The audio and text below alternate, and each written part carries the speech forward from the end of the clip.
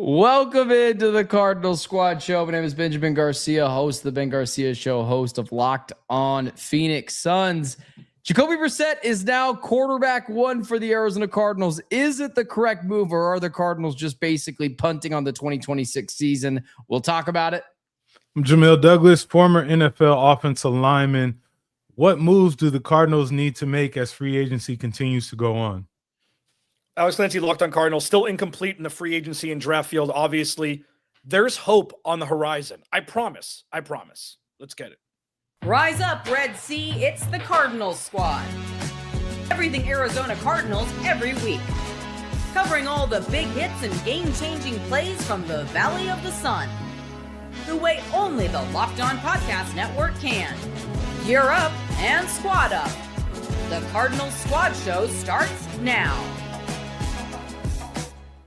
What is up? Welcome back into the Cardinals Squad Show. Hit that like, hit that share, hit that subscribe button. Follow us on all social media platforms down in the episode description. We got a lot of things to get into in this edition of the Cardinals Squad Show. Things are changing. Quarterbacks are not changing. Those are actually pretty much staying the same. But overall, it is a brand new era of Arizona Cardinals football once again, and free agency has begun as of yesterday, a little over 24 hours since it has officially, I guess not officially, unofficially began. And the Arizona Cardinals, the idea was it was kind of Malik Willis or bust. It turned out to be Gardner Minshew or bust. And before that, it was actually Jimmy Garoppolo or bust. And the Jimmy Garoppolo thing, the Malik Willis thing didn't work out. And now leaking to the flagship station, Jacoby Brissett is quarterback one, backing up by Minshew Mania. Clancy, what was your thoughts when this initially came out? I know it was a lot better than other people. I'm not surprised. We've been saying this for 2 months. It's going to be Jacoby Brissett. Like, for me, I know people are like freaking out. Like, they're like, fans are freaking out. And Malik Willis? Like, that's going to be your Miami outbid the Cardinals for him? Good. That just put Miami into a deeper hole. That's not to say that Malik Willis can't be good or can't potentially be a Pro Bowler, but I'm reading through the win-loss record of Jacoby Brissett in his career, the 1-11 last year, all the stuff, and I see a competent, stable guy who can run an offense competently. That's it. Without a lot of talent last year, and the defense didn't help much either. So it's not perfect.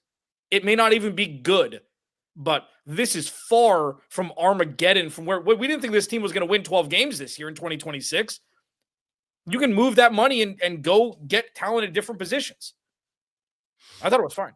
Yeah, I agree. I mean, look, I was one of the ones that said to look out for the Cardinals signing Malik Willis. That wasn't me saying that he would be the perfect quarterback schematically to uplift and take this offense over the hump. It was me saying that there was going to be some sort of, fish bait out there to get him here, just considering what had transpired towards the end of the season and the Cardinals being a quarterback needy team, I guess you could say. But I'm fine with Jacoby Brissett. I think watching him last year, you know that he's more than capable of running your offense.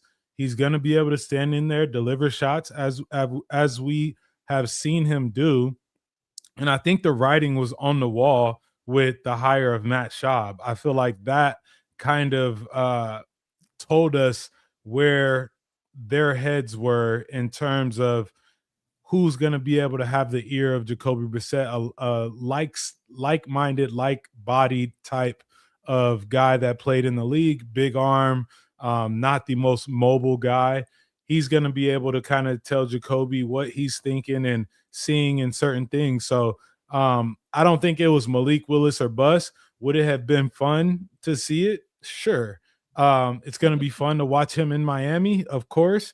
But the Cardinals are not chopped liver with Jacoby Brissett. We know that for a fact. This offense was able to move the ball down the field with him. They just got to start faster and kind of have a better game plan this year.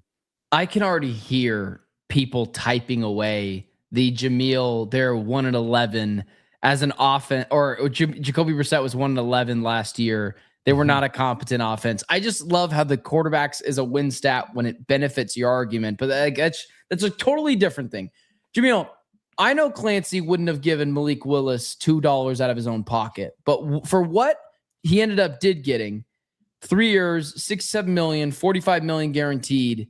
Would you have wanted the Cardinals to take that swing? It was only $22.5 million a year. I know that's for a guy that's played 6 games, sure, but that's not what we were talking about 2 weeks ago. We were talking about like north of $30 million. Would you have done that? Yeah. Mm-hmm. Not $100 million, right? And so you can call it a bargain if you want. Everyone loves discounts here. Clancy, I'm sure you love a discount. Ben, I know you like 2 for $5 tacos or whatever, so I'm sure you love discounts. I think Miami got Malik Willis on a discounted rate, and sure, I would have done it. Is it the best move? No, but yeah, I would have done it considering it's not $100 million. I'm going to be honest with you. I am incredibly surprised Jacoby or Malik Willis is not the quarterback of the Arizona Cardinals, because it was Jeremy Fowler put it out there. It's a foregone conclusion. Tony Pelini put it out there. It is Tony Pauline it's a foregone conclusion. That's who it's going to be. It just goes to show you no one really effing knows what is going on with this organization. That is the only thing that has been true since the Monti Ford era, really. And what I'm really surprised about is it doesn't even seem like the Cardinals were ever actually interested in Malik Willis. And here's something that I think Cardinals fans should take some solace in. The whole idea of if Malik Willis comes here, it's got to be Matt LaFleur is telling Mike LaFleur behind the scenes, hey, this is your guy. You should get him. As well as if this is Monti Ford's make or break year, and let's just say for the sake of argument it is, he's going to get outbid for his job for money that's not his for, what was it, $5 million? I don't buy that either. I just don't think the Cardinals were ever really interested in him. I don't think that's true. I think this was always the plan. No, I don't think that's true. They wouldn't have been linked to them so heavily. It wouldn't have been linked to them so heavily. They got outbid. It was them and Miami, and they got outbid. Just like the Jimmy Garoppolo snag thing. They didn't want to give him probably $9 million or $10 million a year to be backup. This makes sense. It makes sense that they are just like Milton Williams last year. It's different because it was so much more money when Milt got over $100 million to go to New England. It was the Cardinals and New England and one other team. New England gave him significantly more money than the Cardinals were able to, and the Cardinals pivoted. The Cardinals don't need to force a round peg into a square hole just because it would be more exciting because we don't know what he is. That's the thing it's I'll take boring if boring is somewhat effective. Dude, you put Jacoby Brissett behind a good offensive line and actually having a run game, we're going to have a different conversation. You look at Malik Willis, there's a couple things that Miami has that the Cardinals don't. Miami is not in Arizona. The city of Miami is not in Arizona. The beach is not in Arizona. And Jamil's favorite, no state income tax, is in the state of Florida. So there's a lot of things for a dude who's been in the league 4 years, who's made $1, where it's listen, every dollar counts for me. There are going to be 2 bad franchises. Why not go where there's sun? And I got Devon Achane in the backfield with me. I think it was dollars and cents more than anything. Not fit, nothing else. Plus, Jeff Hafley's there, the former DC of Green Bay. So he's got a dude that he knows already in Miami. Yeah, it's unfortunate. That's unfortunate if he chose it off of state tax. Also, guys, they got outbid by Miami. They got outbid by Miami. Miami went into the day with $6 million in cap space. Now it's some funny money. They put some signing bonuses into it. If you have an owner that is willing to spend, the cap actually doesn't really matter. But it is a little embarrassing that the Cardinals got outspent by a team that legitimately had no money. Nah. Well, let me tell you one thing. Let me ask you a question. Since Ryan Tannehill got traded to Tennessee, did they give one good quarterback contract since? Teddy Bridgewater? Nope. Jacoby Brissett at that time? Tua Tagovailoa, all of King Midas's gold? Nope. Maybe they're not the best signifier of what a good quarterback is and how much you should pay him. I'm really disappointed Jacoby Brissett's going to be the quarterback one next year. I know, Clancy, you're saying this thing of behind a competent offensive line and a good run game. He had that in Cleveland. He had Nick Chubb. He had a really good offensive line in Cleveland, and I think they only won 6 games that year. And also, the Cardinals' schedule next year is freaking brutal. And adding Jacoby Brissett to that, like they're 0-6 in the division. Like they're not beating any of those teams in the division once, barring some kind of injury. So you've got 6 losses immediately. You're going up against multitude of other good teams next year. I believe the Chargers and the Chiefs and the Eagles are all on their schedule next year. I'm going to be honest with you. This is bad. This is and we'll get into the other free agency moves either, but like you didn't really go big fish hunting either. I mean, there's still some guys out there, but Jacoby Brissett plus Marv and Trey and Michael, sure. We'll see what the offensive line looks like, but I don't think big fish hunting. Fish hunting is overrated in free agency for sure. But they went little fish hunting. They didn't even go medium fish hunting. What do we? Do you want like something to talk about for 3 days or actual impact with the team? Jamil, let me ask you a question. Yeah. You played with Taylor Heineke. You played with Ryan. What the hell was it? Ryan Tannehill. You played with other average quarterbacks. I think Ryan Tannehill, you played with some good quarterbacks too, but you play with other average quarterbacks. How important, and this is not rhetorical, how important is a much improved offensive line for an average quarterback? Like, is there a world where that's an NFL quarterback? You give any quarterback 4 seconds to throw the ball, he's going to be effective? Or am I fool's erranding this by putting too much impact in Jacoby Brissett having more time? No, it's definitely important. And you know, even outside of the quarterback position in terms of being able to run the football and things like that, it's important. I think the thing that we're forgetting here is like, this system is predicated on timing and, you know, efficiency. Like this is not a drop back, figure out what the defense is doing type of system. This system is based off of motions and the timing routes. And so when you're looking at Jacoby and the ability to throw the ball, I guess if you say we're going to stick with Jacoby, you're in a space of saying, we're going to cover up a lot of those things with our timing, our motions, and our play action. There's a reason they went out and signed Tyler Allgeier, and it ain't for him to pass block. I can tell you that right now. It's that guy's a threat in the run game. And so, you know, we could look at it a bunch of different ways. The reality is Jacoby can make every throw on the field. He may be, you know, you may want a bona fide starter in this league to be the starter of the Cardinals. That's what you hired Mike LaFleur for, to be honest. Like you hired this guy because he's deemed as your next Sean McVay in terms of scheming up offenses, or Kevin O'Connell, who, you know, took a Sam Darnold and allowed him to go and win 14 games based off of how they were efficient on offense. And so you would have to, I mean, I would be willing to bet a lot of money that the Cardinals are going to win more than one game with Jacoby Brissett back there. Like, there's no way that they go 1-11. Yeah, I think they win more games than they did last year. For sure. I think they'll win more games. The Cardinals. Yeah.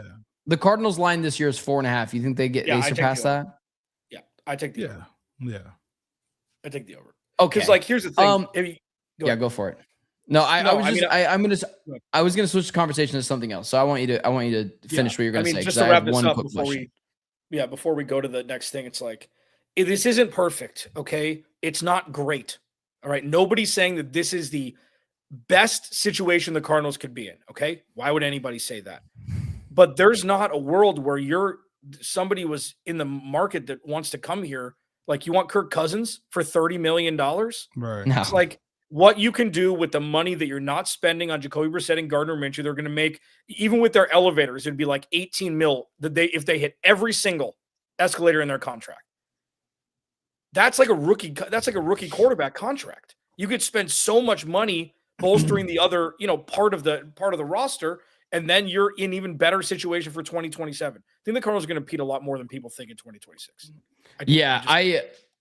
I'm just going to say I'm fairly down on this team right now. I'm looking at their opponents: Eagles, Commanders, Broncos. There's the Raiders on there, Rams, Niners, Seattle. There's the Jets, Lions, Chiefs, Chargers, Cowboys, Giants, Rams, Seahawks, Niners, Saints.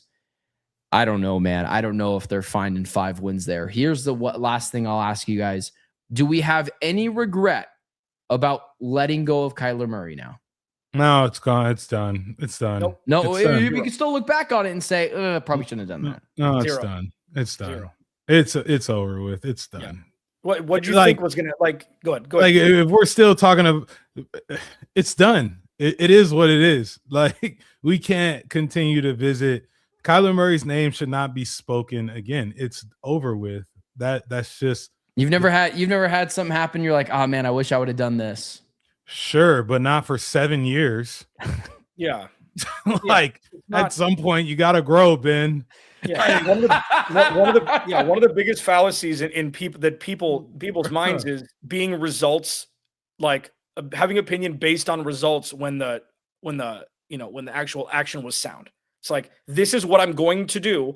I know that it's not going to be as good next year, but it's still the right move. They would have just re-signed him. Joe Burrow's not going to take $1 to come play here. I don't know what people expected to happen for the quarterback position this year. Well, let's move on. The Cardinals, believe it or not, did make some free agency acquisitions, and we're going to talk about them, dissect them, and do it next. First, today's episode is brought to you by the fine folks over at FanDuel. College basketball is nonstop, big games, tight spreads, momentum swings every single night from early tip-off to late night West Coast shootouts. There's always action on the board, and now FanDuel is giving you a chance to turn that energy into even bigger potential wins with a college basketball profit parlay boost. You can build any college parlay you want, rivalry games, ranked matchups, whatever fits what you're looking for. You can mix spreads, totals, and player props to match how you see the slate playing out. Then you can apply the profit boost and instantly bump out the potential payout. Go safe, go bold, ride with the team you've been following all season long. It's your parlay, your style, and now with even more upside behind it. Head to FanDuel.com to get started. That's FanDuel.com. FanDuel, play your game. Okay, so the Arizona Cardinals did make a couple of acquisitions yesterday, namely Kendrick Bourne, Tyler Allgeier. I guess I'll throw it out there like this. Is there one that the Cardinals made yesterday that you can say, oh, that's the one that you can hang your hat on so far through free agency, Clancy? I mean, listen, they all kind of did their part. I mean, for me, Isaac Seumalo, the guard from Pittsburgh, I know that he's missed 7 games over the last 2 years. He had 2 injuries earlier in his career. The dude's a Pro Bowler.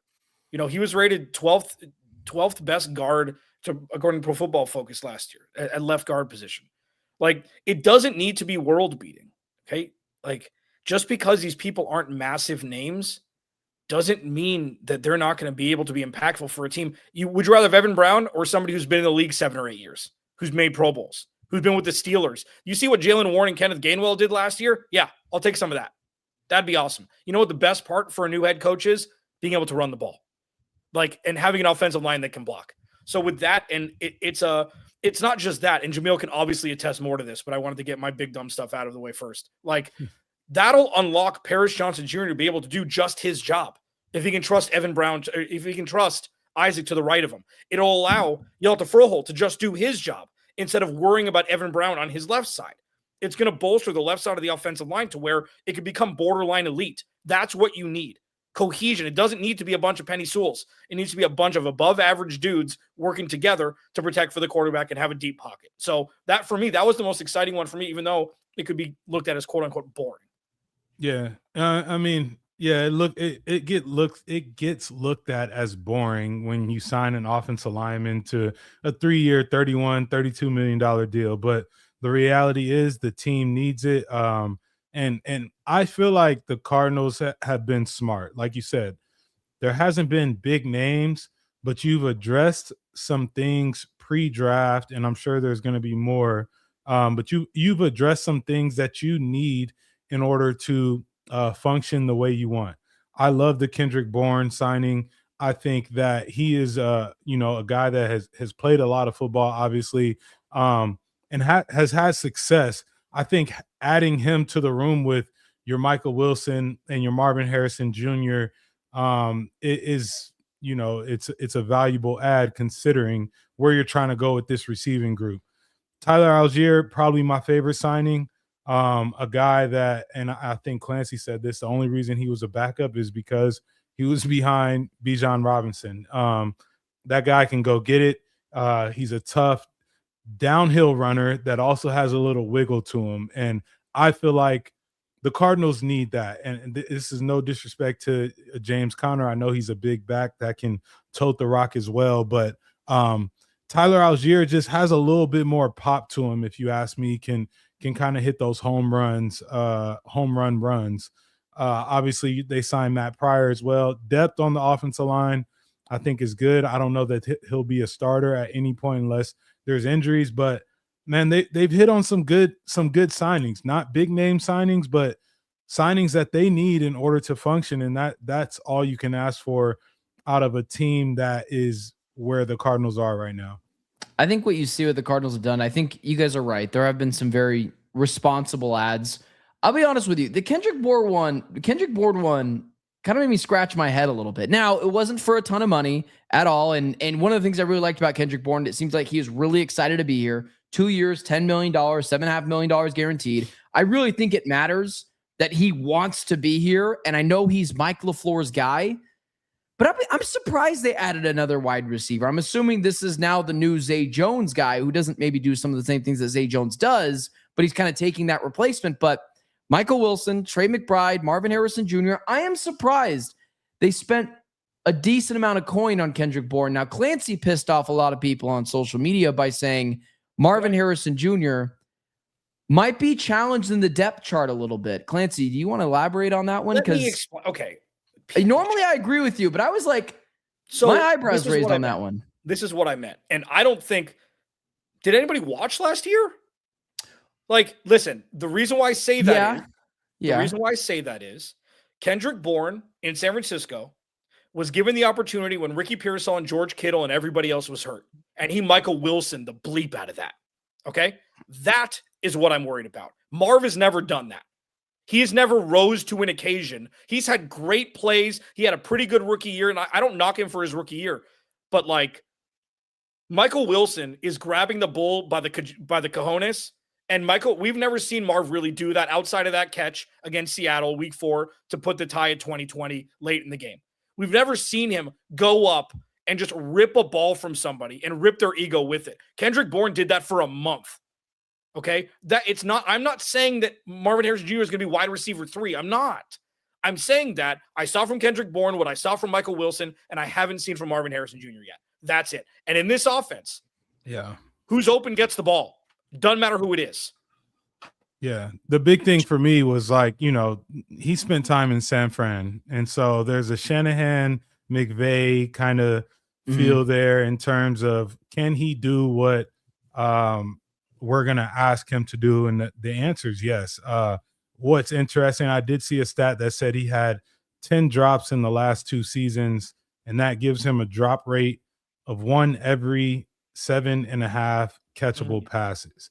So not great in terms of dropping the ball, but sometimes these receivers need a change of scenery and just need a revamp in terms of what they're doing in order to catch on. I do think, he's going to be wide receiver 3, obviously. But that's not a bad problem to have. You add that guy and he's your wide receiver 3. It kind of allows you to he's going to run the intricate routes and things like that. And it just allows you to have someone that knows your system. And half of the issue is just operating within the system. So don't want to put too much into it, but I think it was a solid signing. The big one, though, Tyler Allgeier I feel like that's going to pay dividends for the Cardinals. So I don't mean to jump around here, but I do want to mention this as well to Jamil. One of the reasons why I didn't get I'll be honest with you, I wasn't super educated on Isaac Seumalo. How do you guys say it? Clancy, help me out here. Seumalo. I wasn't super well versed in him. Obviously, went in, did my homework, looked at the pro football stuff, saw the pass rate, not the pass rush rate wins, but his protection and pass coverage. Seems like a very good ad, a very responsible ad. Someone that's got a high floor, but maybe not, Quentin Nelson for his career. Here's the reason why I didn't get super excited about him. He's going to be 33 in October. And then by the next year, when we think the Arizona Cardinals might be competing, now what does competing look like? Just not getting blown out of games. In 2027, with their quarterback, he'll be 34. It feels like a Band-Aid situation for a guy that isn't a part of the next great Cardinals team. Jamil, is a guy going to fall off a cliff at 34? The whole age thing is a little tricky with offensive linemen because sometimes guys can play till 40. And then the wheels fell off you at what age? I'm just kidding. they never fell off. You know that. I decided to take them off, actually. You took them off. Yeah, look, Father Time is undefeated, and that's the reality. I don't know his situation in terms of what his body feels like on a day in and day out basis. I would have to think if you're going to sign this guy to the deal you signed him to, you have a plan for him in terms of getting him to Sunday. Obviously, he's got to do his part and he's got to be able to practice and play. But that's what happens when you sign older offensive linemen. You've got to have a plan to keep those guys healthy throughout the year because the biggest thing is getting them to game day.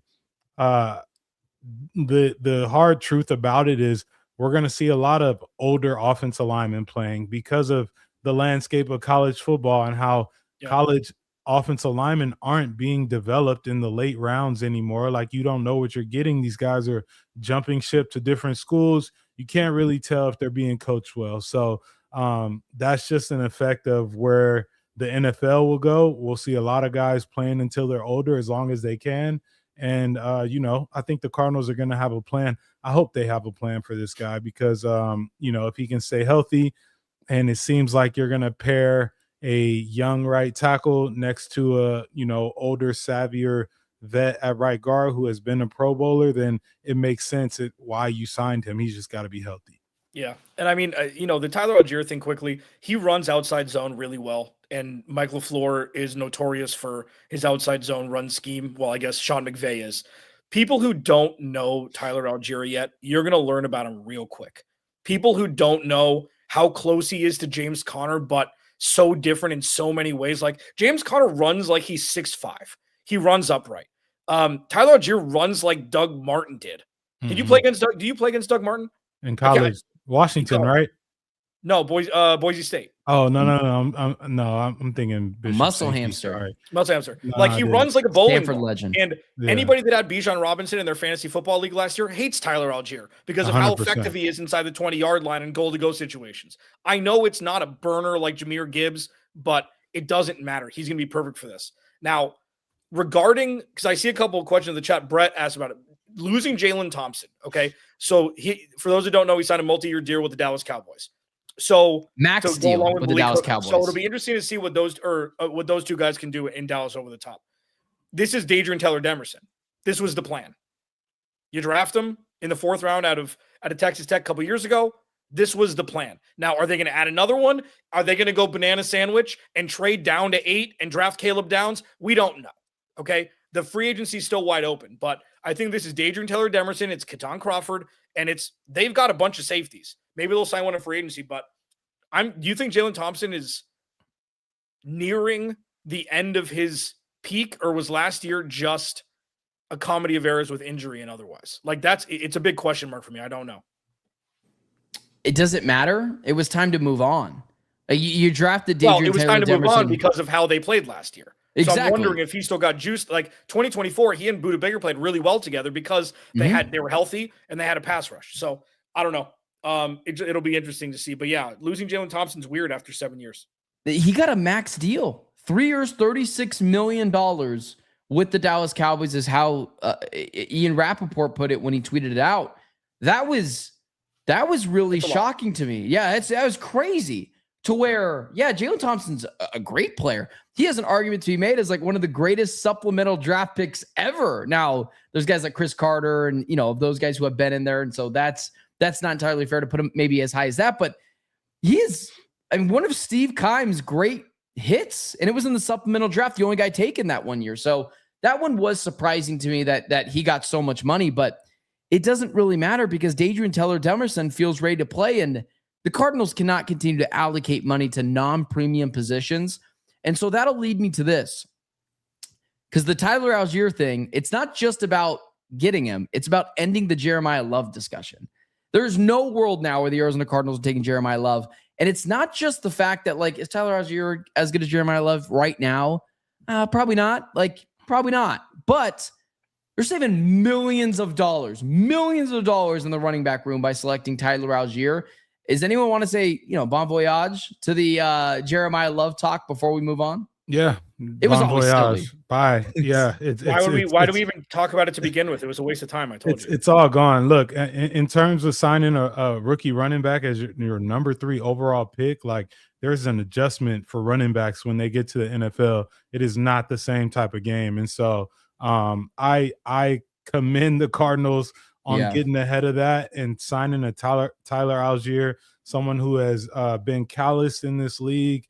And you see what his tape is versus NFL guys. He's a tough runner, and he's capable of getting done what they need at this point in time. Really quickly, Clancy, who's running back 1 next year? Tyler Allgeier. It is, right? It's Tyler Allgeier. Okay. This is what I've been waiting for forever. I've been waiting for James Conner to enter the LeGarrette Blount part of his career. I've been waiting for it. Like, for those that don't, Ben, I know that you were knee-high to a duck when LeGarrette Blount played. For those that don't know who LeGarrette Blount is or know a little bit about him, it was New England, and then it was Philly, and it was a bunch of other Steelers, Lions. He played at a bunch of, I think, Tampa Bay. Back-to-back Super Bowl champ. Yeah. Jamil's teammate. Oh, that's where? I played with Patriots. The Patriots. Oh, that's right. Oh, yeah. So there you go. So Jamil knows better than anybody. What a dumbass. Sorry. That when the Patriots are up 10, 12, 14 points in the fourth quarter, it's LeGarrette Blount time. Give him the ball, 4 yards, eat clock. 4 yards, eat clock. 4 yards, first down, eat clock. It's what he was known for down the stretch, and I've been waiting for that for James Conner. I've been waiting for it. All right, maybe it's not so bad. Maybe it's not so bad after all. What moves do the Cardinals need to? What do the Cardinals need to continue to do with free agency? They still haven't attacked the edge spot. They still haven't attacked the tackle spot. We'll talk about those two things, and we'll do it next. Today's episode is brought to you by the folks over at TurboTax. It's tax time, but for a lot of us, the old way of doing taxes is a lot. Trying to book an appointment that's not the most convenient, sitting in a waiting room with a stack of papers, emailing back and forth, and wondering if they really get your situation. But this year, you're getting a major upgrade. Intuit TurboTax now is in-person locations nationwide. You can meet face-to-face with a real tax expert, and your documents get uploaded straight to your TurboTax app on the spot. And just like that, you're done. TurboTax, your TurboTax expert works to get you every dollar you deserve while you get real-time notifications and you go about your day. It's the relief of walking in and meeting a real person and walking out knowing your taxes are being handled right. Head to TurboTax.com/local to find a store near you to book your appointment today. So the Arizona Cardinals haven't attacked. Oh man, we never talked about the Gardner Minshew thing, but I guess we'll save that for another day. The Arizona Cardinals have not attacked a couple other positions. The edge spot, no linebackers added to this team. That's a spot that was wearing kind of thin last year, and nothing at the tackle spot. Clancy, is there someone you still have your eye on right now that you're like, I know they've spent X amount of dollars, and they're a top 12 spending team in free agency. Is there someone out there you're like, let's go make that happen? Joel Bitonio. Get anybody from Cleveland who wants to come over here. You just want to get Adams out of here. Isaiah Adams out of here. I don't want to get him out of here. I'd love for him to be the backup and get a proven guy to come in and have Francis Maui-Noah be alongside him at right tackle. It's like, it seems so simple. You think Jalen Hurts is a Hall of Fame quarterback? No. He's got the best offensive line in football. That's it. When you watched film of Jalen Hurts, like replays and stuff, he's standing there like it's in slow motion. It changes everything. So for me, it's that, like, and then maybe a vet corner.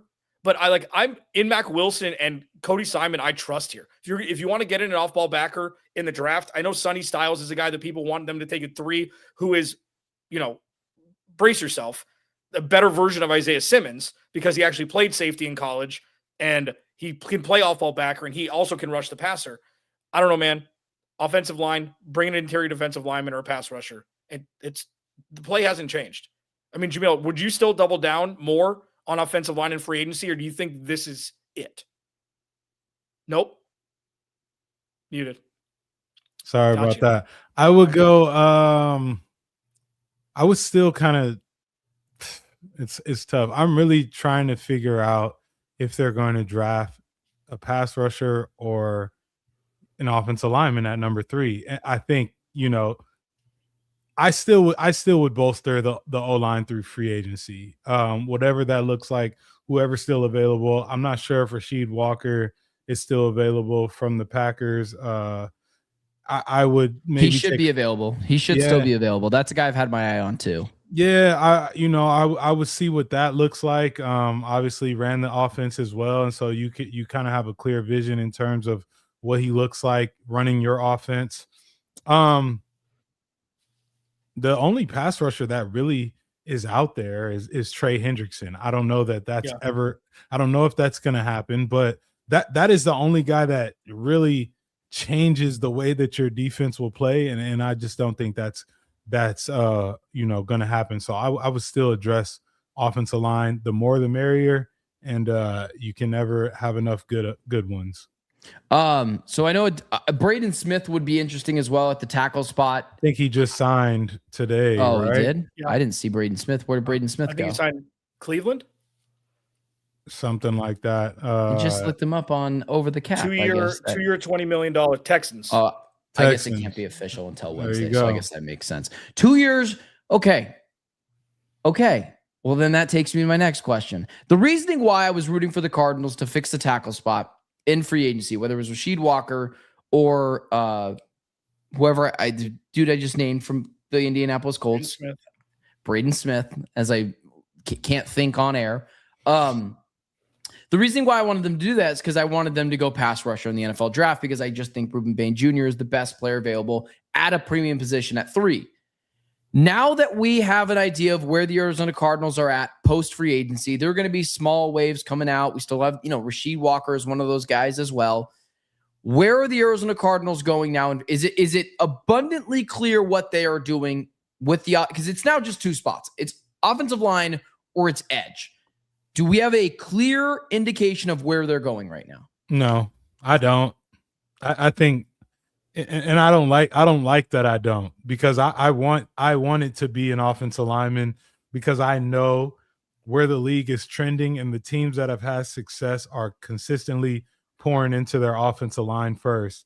It feels like this is something that they get to draft night. Like right now, they're sitting around and they're saying, we're taking an offensive lineman at number 3. And then you get to draft night and everyone's looking at each other, and then someone writes Reuben Bain Jr. on the card. So that's what it's feeling like to me. And I'm just not sure how I feel about it. I mean, we are 36 hours into not even free agency yet. So let's not jump to conclusions that we know anything. We don't know anything yet.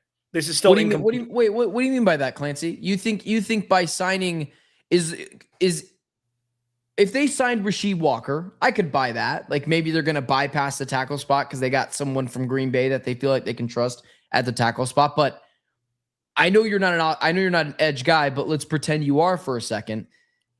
Is there anyone out there as an edge that you're like, oh yeah, I'll just take that guy and not go grab Reuben Bain Jr. for the edge spot? No, but I'm saying we're 36 hours into legal tampering. We're not even into free agency yet. So it's a little early to be saying, oh, yep, they're done. We don't know what their plan is. They don't know what their plan is. Nobody knows. It's early. It's very early. Okay. What they're doing is being methodical with how they spend their money, obviously. So when it comes to, you're right. With pass rush, there ain't no way they're going to get Trey Henderson. Trey Henderson thinks he's going to get $30 million. He's going to get TJ Watt. That would be irresponsible too. That would be irresponsible. I mean, could they? Yeah, they could. So if they want to, they could. Overpaying a guy a little bit, 31 years old, very Arizona Cardinals thing to do, but you could get him, and then you draft Francis Mariano at 3. You're like, oh, okay, well, this team looks wildly different. Yeah. I don't know what they're going to do with Zaven Collins. I don't know what they're going to do with Baron Browning.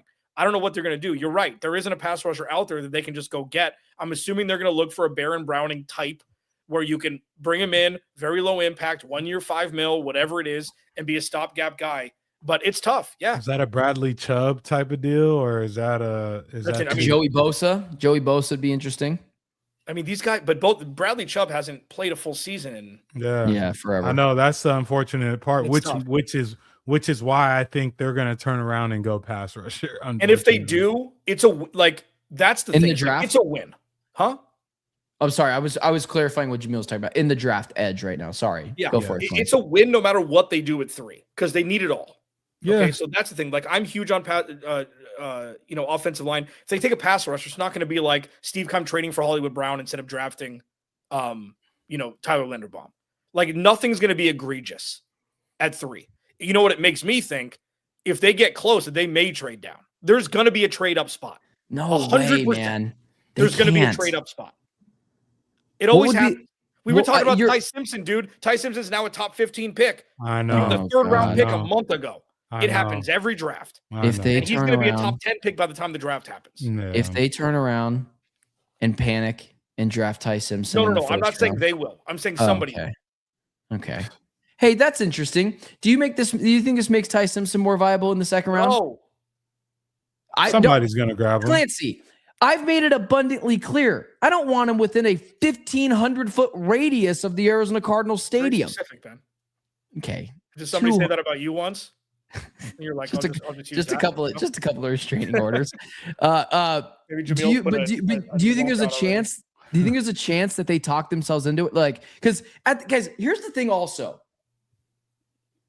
is Monti Ossenfort's leash just longer than all of us thought it was? Like, because here's the thing. He has not hit on enough draft picks. He has 100% not hit enough on free agency. And the fact that they are rolling it out with Jacoby Brissett this year and likely gonna win, let's just say they win 5 games, right? He's gonna win 20 games in his 4 seasons as the GM. How do you survive that? We're talking about like 17 different things. We don't know if he survived yet. I'm drinking out of a fire soul right here. Again, it's what did you ask before that? Before you went on that tangent? Oh, Ty Simpson. Like, nothing's changed. We're 2 days in. It did change. There was a little thought in the back of your mind that maybe Malik Willis could come here. A little thought. Well, but he didn't. So nothing's changed. They're not going to. You're saying it from that perspective. I get what you're saying. Look, in regards to Monty's leash, everyone's leash is long right now in terms of draft, free agency. It takes the season to bring back the reminder. And if the team doesn't perform, then that leash gets yanked really quick. And so, we talked about this a couple of weeks ago. Like, everyone seems to forget the holes that you need to fill after the season and what that looks like. Like, it's right now, it's better to be competent. It's better to be working together. The reality of it is, if this team underperforms, they're not going to fire Mike LaFleur next. It's going to be the GM. So the leash could be as long as it wants right now. The season is what really matters the most. And obviously filling your needs when you're the Cardinals right now. Yeah, they would have fired Monty last year. They would have fired him with JG if he wasn't going to be here for at least 2 more years. Like, this is Michael Bidwell. Steve Keim had 36 fireable offenses in 10 years. Yeah, but they were best buds. They literally coordinated their outfits. Maybe he needs to do best bud. It's quiet up in the ivory tower in Loman when nobody thinks you're good at your job. You might be right. I mean, you might actually be right that he values that relationship so much. We don't have an ad break here, so I want to talk about this really quickly. Alec Pierce got $28.5 million average annual value. So again, the only thing that really matters is the guaranteed money, but the average annual value, $28.5 million, the highest signing for a free agent wide receiver ever. We were all hoping, I think all of us would take Michael Wilson over Alec Pierce, but maybe I'm saying too much there. But let's say that they're close. Is the idea of getting Michael Wilson now in a discount just not going to happen for Monti Ossenfort after seeing what Alec Pierce got? Or is that crossed your mind? Clancy? What do you got, Clancy? You're the numbers guy. Clancy's a numbers guy. You call me a nerd? No, not at all. Are you nerd shaming me because I know percentages, Jamil? Listen. I don't do the numbers, guys. All I'm saying is I think Michael Wilson has a lot of stake in this and in what he's put on film. Again, a lot of receivers will check out. He never did. and he's been consistent. He's had a lot of wow moments. He's outplayed your number 4 overall pick, number 4 overall pick. And so discount, I don't know, but he's gonna get what he deserves regardless, either way, whether it's a Cardinal or somewhere else. So okay, so this is a 2-prong answer. 1, no, it has 0 effect on it. 2, Alec Pierce caught 47 balls for 1,000 yards last year. The fact that he got the money he got was highway robbery, like Billy the Kid status, bro. You're way too young for that, Ben. Like, he is. This is highway the town robbery by Alec Pierce. Love he may that be movie. Great, but the numbers show Michael Wilson should make $40 million a year from his numbers last year. There's no shot that that's going to reset the market at all. There's no way. I'm giving Michael Wilson 3-year, $30 million with 23 guaranteed, and he's going to love it. And you're going to extend him this offseason, and then it's going to be pennies on the dollar when he emerges, or it's going to be exactly where it's supposed to be when he doesn't, just like Zay Jones got in Jacksonville. Like, that's what it's going to be. It's not going to be Christian Kirk, bonkers money when he went to Jacksonville. I'm extending him this offseason, and Monti, that's where it's going to get it done. I find it hard to believe that it doesn't affect it at all. Who did you think Michael Wilson was before week 7 of last year? I'm going to be honest with you. I watch a lot of football. I watch a lot of sports in general. I've had Alec Pierce numerous times on my fantasy football team, so I know exactly what he's capable of. The fact that he got $28.5 million, and I watch Michael Wilson play every week, and I just think he's a better player, it does concern me that Michael Wilson might try to get north of $20 million a year. Now, again, guaranteed money is king. That's all that really matters. But that does feel like it at least took a hit a little bit to the discount that you might be getting with Michael Wilson because you're going to be paying him a little early. But just something I thought about. Clancy's right. A lot of people are moaning and groaning about the 2026 season. I'm here saying it kind of feels like they're just punting on it next year, which I know a lot of people want to do, but it's easier said than done. Let's talk about if there is any hope for 2026 next.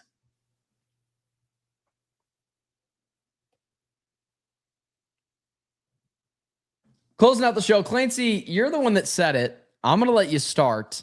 What is the silver lining, the hope for 2026 for the Arizona Cardinals? That this roster is going to be significantly better going into 2027 than it was going into 2025. So I know it sounds like, well, listen, we have the whole offseason. We can't start off negatively, so we got to go positive. That's not it, really. It's like, okay, this is not a good situation right this second. Nobody's saying it is. And also, this is not 2018 either. For those who don't know about 2018, the Arizona Cardinals scored less points per game than the 2008 Detroit Lions, who went 0-16.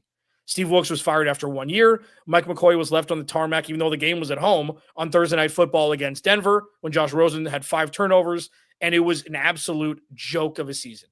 That roster was significantly worse at most positions than the Arizona Cardinals roster right now. Sure, they had Chandler Jones. You had Patrick Peterson. You had a running back from Texas A&M as CB2. Buda Baker's second year, it was a bad roster. Okay, the offensive line was terrible. Young DJ Humphries, but that was about it. Mike Iupati. This is not that. You get everybody back healthy from who missed time last year. You nail free agency in every spot outside of the quarterback position, and you will be shocked to see how quick that can move into winning 5 or 6 games this year, one more free agency and draft cycle, and going in 2027. So this isn't a throwaway year. This is a true rebuild year of the roster with long-lasting, lingering effects. And I don't know why it's not far-fetched. It's like, just look at what's happening, to me at least. No, you're right. I look at it as they are rebuilding the roster as well. They put an emphasis. Again, the rebuilding roster again as well. I just feel like that needs to be said.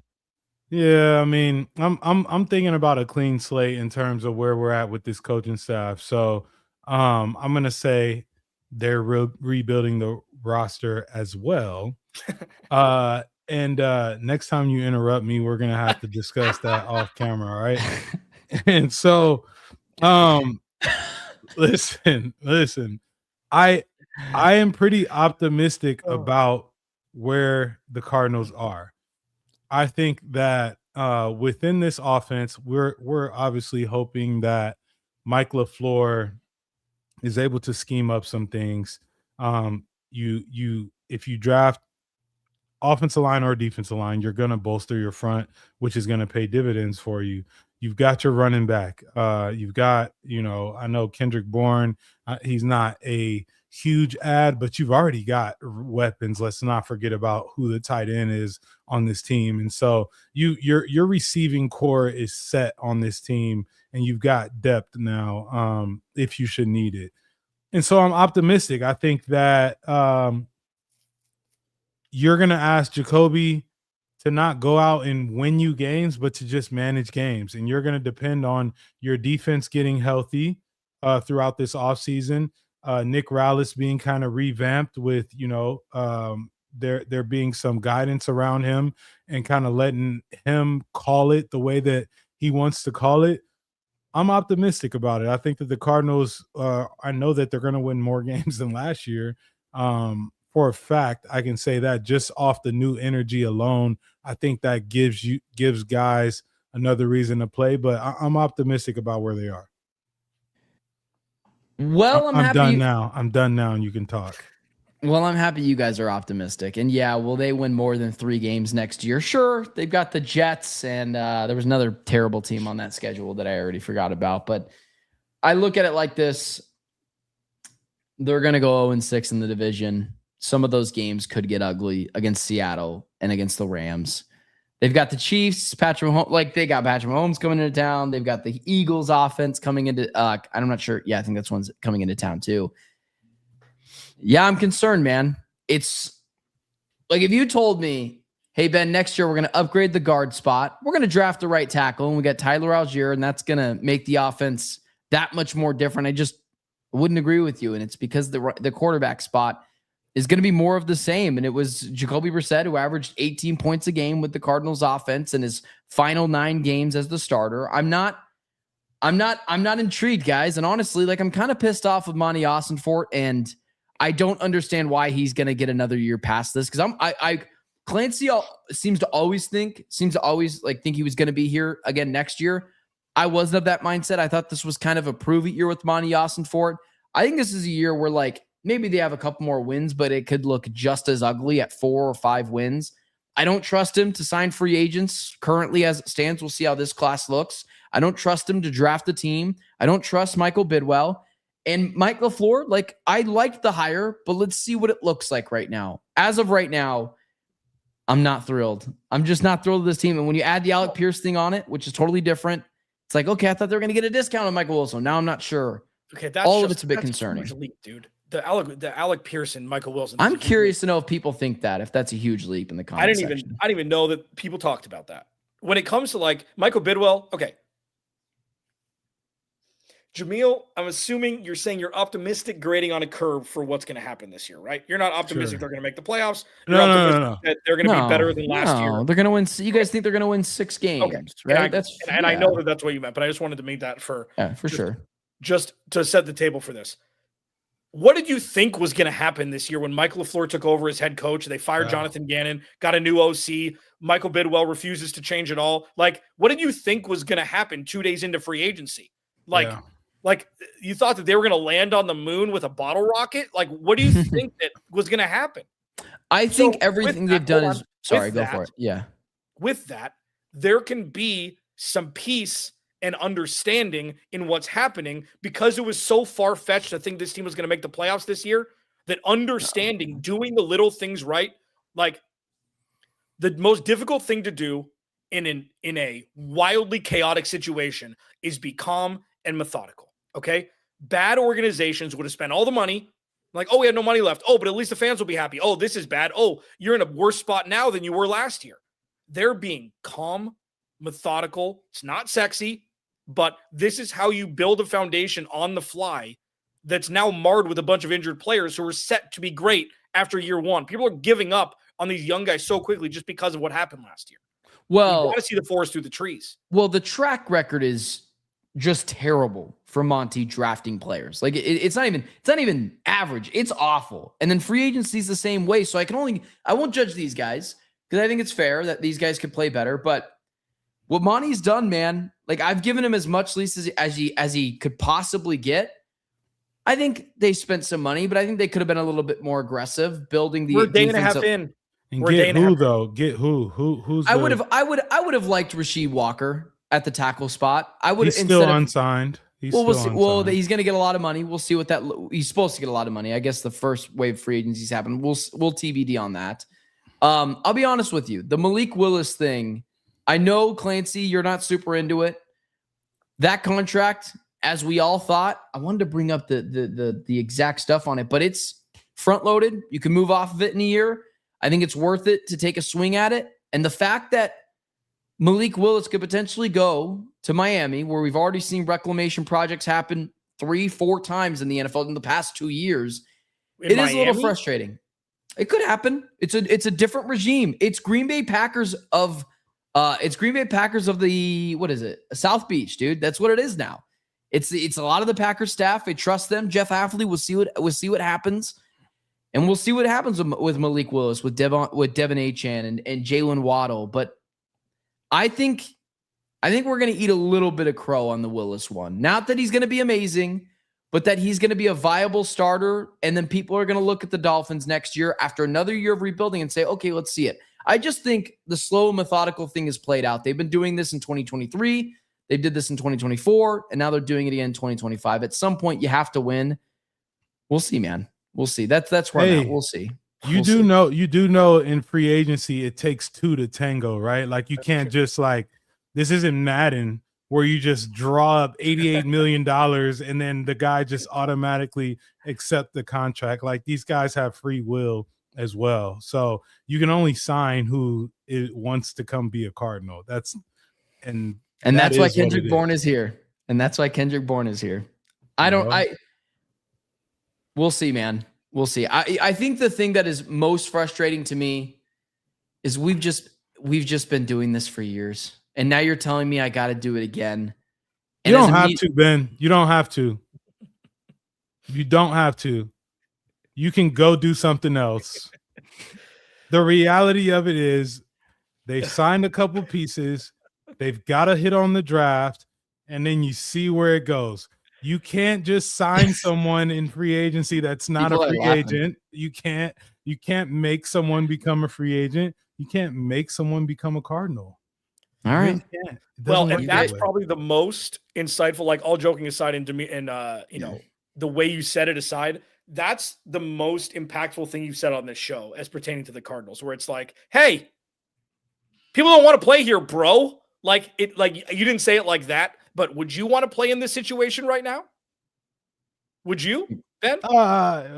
Depending on the money. If they gave me Isaac's deal, I might yeah, you might lace him up. Like, you might lace him up. I mean, like, I'm 34 myself. You know, like, come on. Yeah. So it's a murderer's row division. It's a first-time head coach. It's a GM that may be on their way out, and it's a roster that didn't stay healthy last year with a bridge quarterback. It's difficult. So the fact that you're able to get Pro Bowl level guys like they did, and Tyler Allgeier probably could have got a blank check from 12 teams.